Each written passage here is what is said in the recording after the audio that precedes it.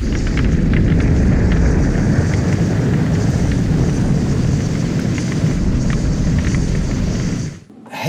it's only money. It flows in and out. It's a frequency. It's an energy. It's a signal. And it's a matter of whether or not you are tuned in or connected to that signal as to whether it flows and circulates in and out of your life. If you are on such a frequency and you are tuned in or out, much like whether you are tuned in or out on this channel here. And if you are tuned in, then let me once again welcome you to Markham's Arkham, where I will be discussing Mad Max 3 Beyond Thunderdome from 1985. Directed by not one, but two Georges. Miller, George, and Ogilvy, George. Hey, George. Yeah, George. You want to direct Mad Max Part 3, George? Sure, George. Why not, George? Okay, George. We're the Georges. Starring Mel Gibson, Tina Turner, and Bruce Spence.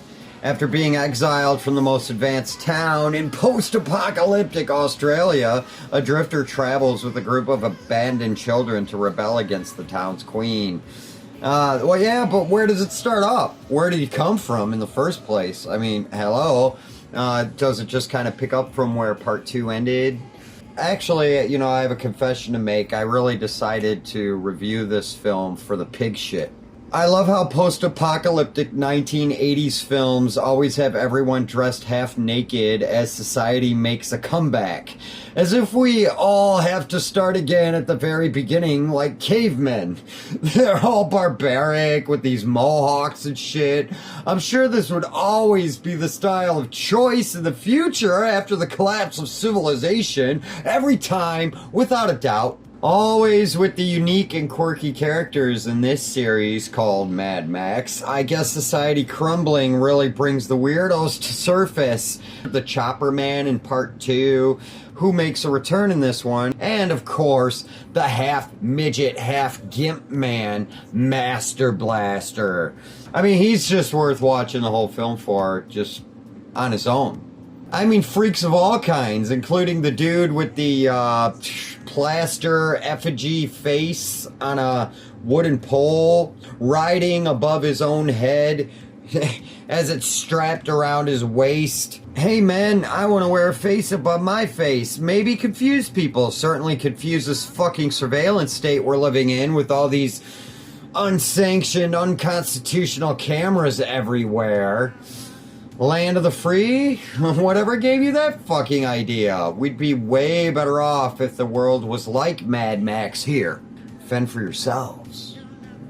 Beyond Thunderdome, because he's far surpassed the Thunderdome by now.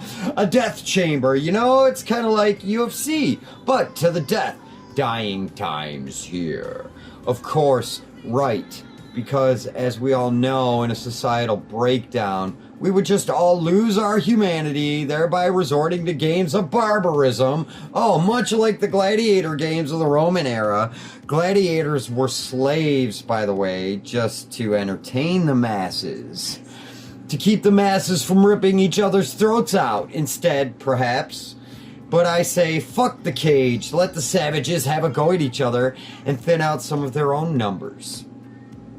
So hey, yeah, Tina Turner is in this one, and man, did they hype that up back in the day when this came out. I mean, she was like the draw, as if Mel Gibson wasn't already a star and had no box office pull whatsoever himself, as if he wasn't the draw of the first two films in the first place. But no, we've got Tina Turner, soul diva, and here she is as the main villain of the story, and blah, blah, blah. And she's really not that great. She is surprisingly unremarkable.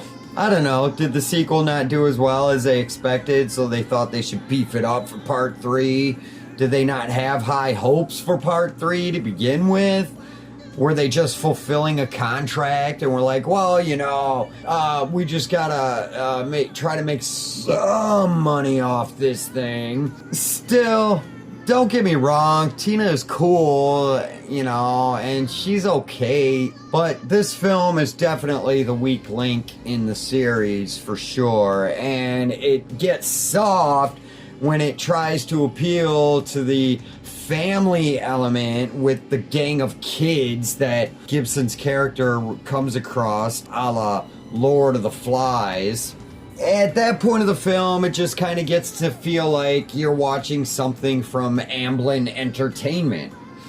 And it softens up, it gets weak, and, I barely remember how this one ends. I remember when I was a little kid and this one came out, and I first saw it. I didn't like it then either. I didn't really appreciate it. Even as a little kid, dude, I was a harsh critic, man. I guess I always kind of have been, and I'm pretty consistent in my taste and what appeals to me and what doesn't, and that really, it surprisingly really hasn't changed very much throughout my life.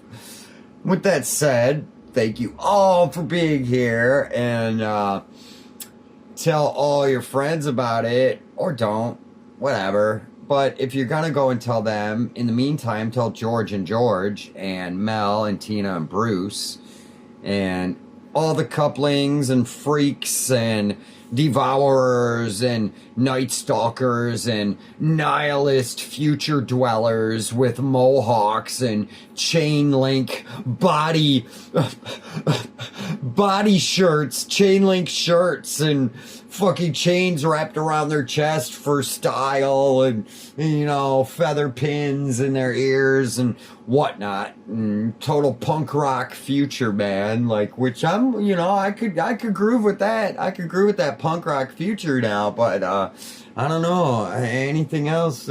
I just anyway. Until next time, thank you all for being here. Keep it punk rock always, and until next time, peace.